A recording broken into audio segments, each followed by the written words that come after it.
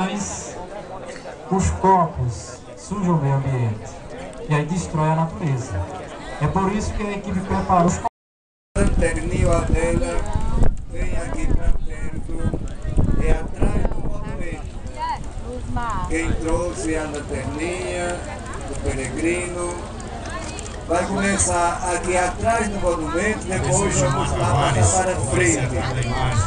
E agora atenção, no começo só vai entrar aqui o grupo de faltar a luz. Hoje foi a luz elétrica, mas também na vida da gente, quem sabe, aqui e acolá vem uma cruz, uma preocupação, uma enfermidade. Mas está muito acesa a energia da fé que está no coração de cada romeiro. Como dizia há pouco, esta fé que gera muita esperança, mesmo quando todo...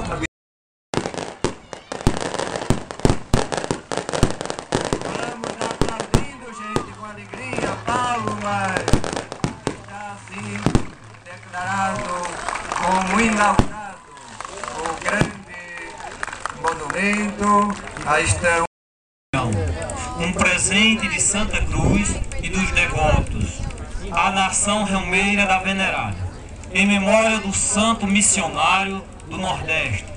Versão inaugural, festa do apóstolo São Paulo, apóstolo, 25 de janeiro do ano de 2014.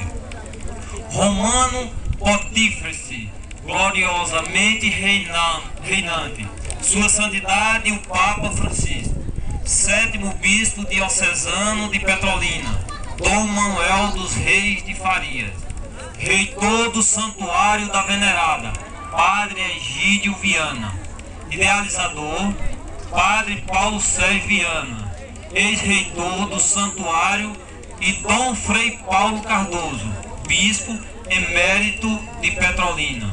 Genésio Gomes Barbosa, escultura. Otávio Sampaio, arquitetura. Ad perpetuam rei memoria. Mais belos que irão ocorrer nessa noite de hoje. Então os padres, Padre Egídio, Paulo Sérgio, Jurandir, eletricista, e também Maciel já se encontram na capela. Pode fazer a contagem regressiva, padre? Então, eu convido o povo.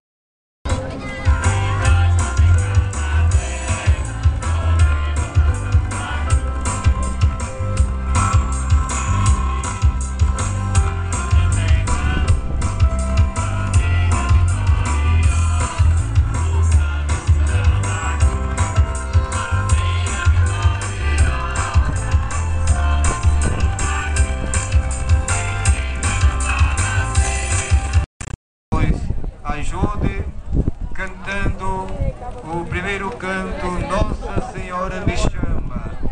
Nossa Senhora me chama. E nós também cá na terra vemos a Santa Cruz. E nós também cá na